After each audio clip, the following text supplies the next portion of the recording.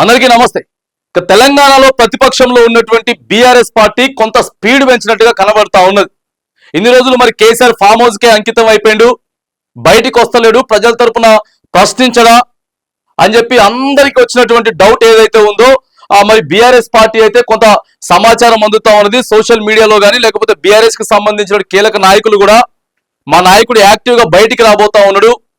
So ఇదంతా ఒకెత్తు అయితే 10 నియోజకవర్గాలు బలంగా 10 నియోజకవర్గాల గురించి ఎక్కువగా ఆలోచిస్తున్నట్లు, వాటి మీదనే ఎక్కువగా ఫోకస్ చేసినట్టు కూడా బీఆర్ఎస్ పార్టీ కనబడతా ఉన్నది.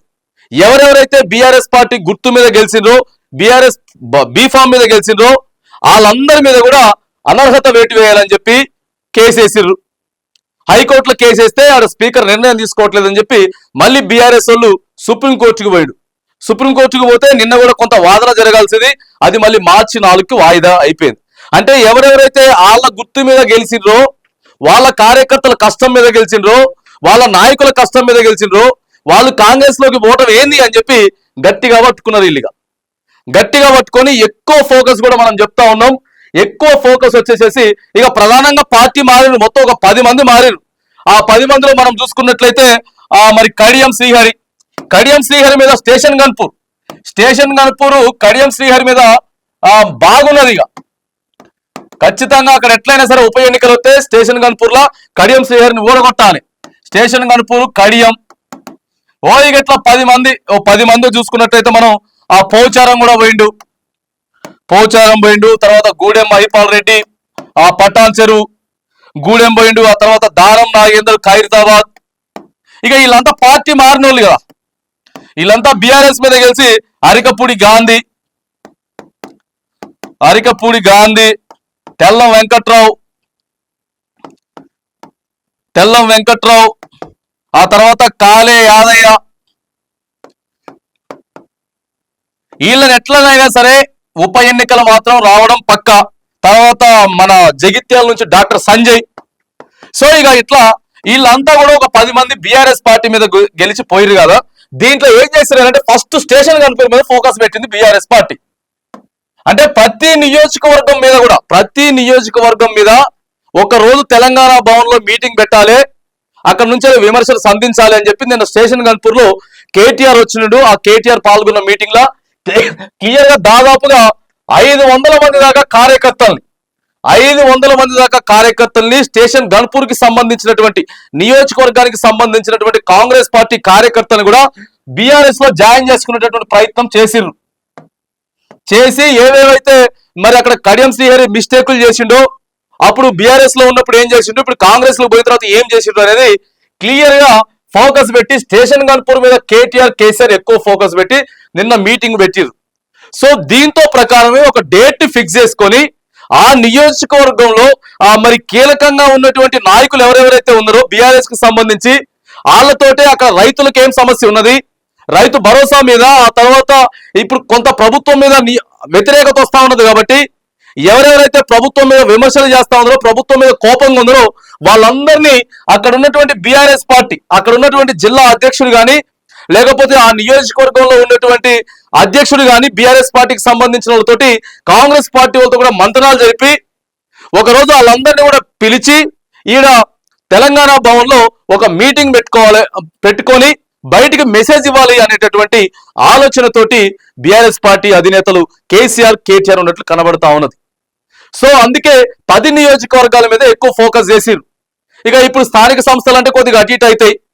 ఎమ్మెల్సీ ఎన్నికల్లో కూడా మరి బీఆర్ఎస్ పార్టీ పోటీ చేయట్లేదు కాబట్టి ఎక్కువగా కూడా వీళ్ళ ఆలోచన మొత్తం కూడా ఇగో ఈ ఎన్నికలలో మనం పోవాలి, ఈ 10 నియోజకవర్గాలలో ఈ 10 మంది ఎట్లయినా సరే ఓటమి చేయాలంటే ఏం చేయాలనేది ముందుగానే గ్రౌండ్ వర్క్ కోసం వీళ్ళంతా సిద్ధమైనట్టు కనపడతా ఉంది. నిన్న స్టేషన్ గన్పూర్ అయిపోయింది, స్టేషన్ గన్పూర్ కూడా పెట్టి కొన్ని సంచలనమైనటువంటి వ్యాఖ్యలు కూడా నిన్న కేటీఆర్ కూడా చేసిండు స్టేషన్ గన్పూర్ కి సంబంధించి.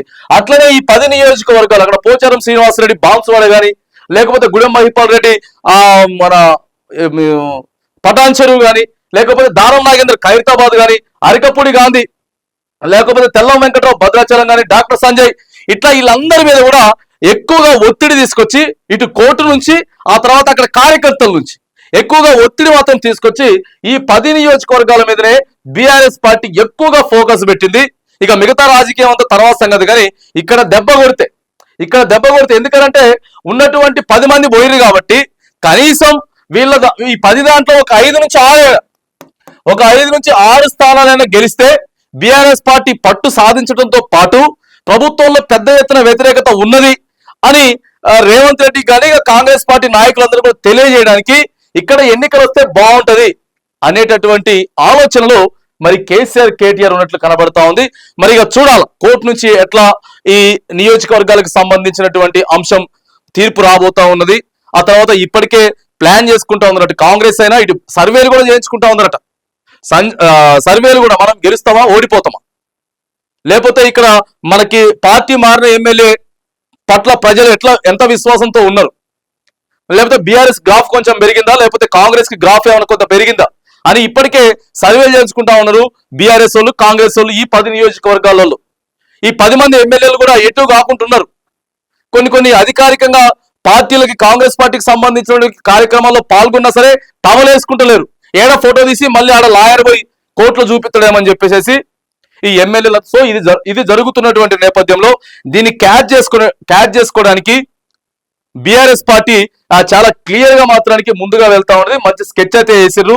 ఈ 10 నియోజకవర్గాలలో క్యాడర్ ని మార్చడానికి కాంగ్రెస్ నుంచి బీఆర్ఎస్ కి అక్కడ ఉన్నటువంటి కార్యకర్తల్ని మార్చే విషయం కానీ ప్రధానంగా ఆ నియోజకవర్గాలలో ప్రభుత్వానికి ఇంకా ఎక్కువగా వ్యతిరేకత వచ్చేటటువంటి అంశాల మీద కానీ ఒక్కొక్క నియోజకవర్గాన్ని ఒక రోజు డేట్ ఫిక్స్ చేసుకుని తెలంగాణ భవన్ కి తీసుకొచ్చి ఈ 10 నియోజకవర్గాలలో ఎప్పుడైనా సరే ఉప ఎన్నిక రావచ్చు కాబట్టి ఈ 10 నియోజకవర్గాల మీద ఎక్కువ ఫోకస్ చేసి మనల్ని కాదనుకొని ఎవరెవరైతే వీళ్ళంతా వెళ్ళిపోయినరో వీళ్ళు గెలవడానికి వీల్లేదు అన్నటువంటి రీతిలో మరి కేటీఆర్ మాత్రానికి భారీ ప్లానే వేసి ఇగో దానికి కావాల్సినటువంటి ప్రతి అంశాన్ని కూడా క్లుప్తంగా ఆలోచన చేసుకుంటూ గ్రౌండ్ లెవెల్లో మరి వెళ్తా ఉన్నారు అనేది మాత్రానికి నేను జరిగినటువంటి స్టేషన్ గన్పూర్ మీటింగే సాక్ష్యం.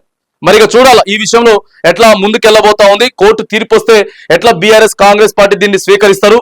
ఆ తర్వాత ఎన్నికలు నిజంగానే వచ్చే అవకాశం ఉంది కాబట్టి మరి వచ్చిన తర్వాత ఇంకా ఎటువంటి వ్యూహాలు మరి వీళ్ళు వేయబోతా ఉన్నారు అనేది కొంత వేచి చూడాల్సినటువంటి అంశం.